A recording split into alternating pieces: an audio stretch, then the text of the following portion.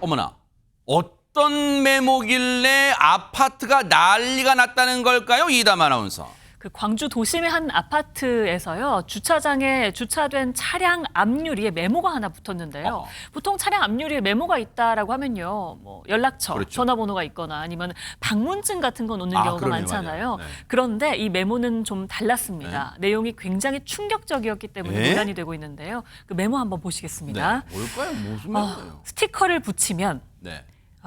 찾아가서 흉기로 찌른다. 어머나? 라고 공책을 그냥 쭉 찢어서 굉장히 큰 글씨로 써 있었던 어머나. 메모였습니다. 아니, 저 내용만 읽어도 섬뜩하고 지금 모골이 송연해지는데 전예현 평론가 저 메모가 말이 돼요? 왜 저런 걸 남긴 거예요? 그러니까 저 메모를 본 사람들이 한 번쯤 다 깜짝 놀라고 공포에 떨지 않았겠습니까? 그러니까요. 이게 한 온라인 커뮤니티에 사진과 이런 글이 올라온 것인데요. 이런 글과 사진을 올린 작성자에 따르면 아파트에서 이런 차 그리고 차에 붙어있는 문구를 발견했는데 추정컨대 아마 아파트 지상주차를 위반한 차량에 스티커가 붙이니까 차주가 화가 나서 한 것이 아닐까라고 추정이 됩니다. 이 아파트의 주상주차 허용 시간이 오후 10시부터 오전 8시입니다. 근데 보통 이렇게 위반하면 가끔 경비실이나 이런 데서 글쎄요, 그러니까 스티커를 붙인 경우도 있다면 보통 이제 종이 같은 걸 놓거나 전화를 하는데 아마도 이 사람 같은 경우에는 본인 차에 위반 스티커가 붙이니까 화가 나서 이런 문구를 남긴 것으로 추정이 됩니다.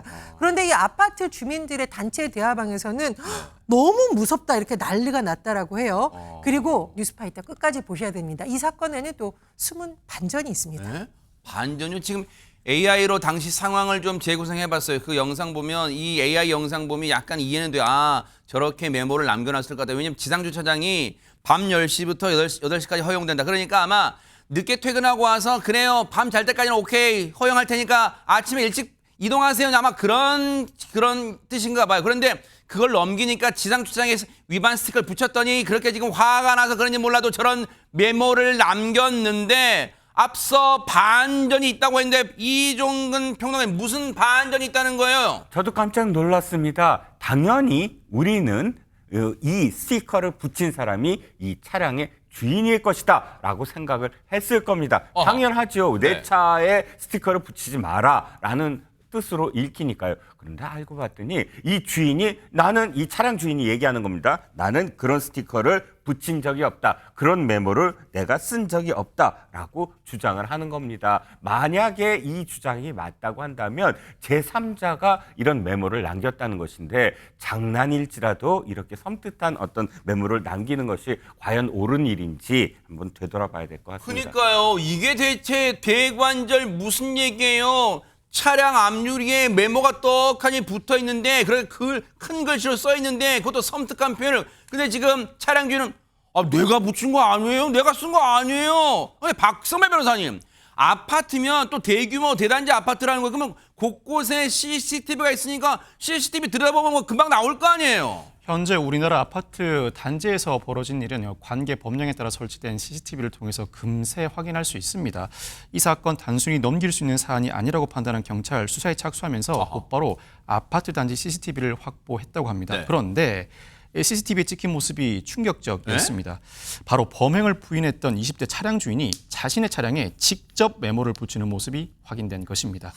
결국 범행 정황을 포착한 경찰 이날 오후 주거지에서 20대 차량 주인을 검거했습니다. 그러니까요. 아니 근데 애초에는 그래요.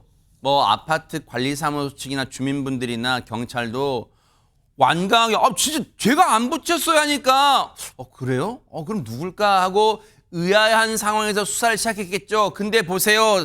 박주희 변호사님, 손바닥으로 하늘을 가리는 격이에요. 아니 CCTV 보면 금방 나올 거 몰랐어요 진짜? 그러니까요. 이렇게 거짓말을 했던 20대 이렇게 검거가 됐는데요. 그런데 다른 사람들에게 이렇게 공포심을 줬기 때문에 사실 합당한 또 처벌이 있어야 되잖아요. 경찰은 처음에 20대 차주에게 적용하려고 했던 죄명은 공중협박죄였습니다. 이 공중협박죄라는 게 올해 3월부터 신설되어서 처벌되는 규정인데 이 불특정 다수를 향해서 이런 협박을 했을 때 처벌하는 범죄입니다. 실제로 이 협박한 행위를 실제로 실행을 했든 안 했든 간에 그런 협박 행위 자체만으로도 처벌을 하게 되는데요.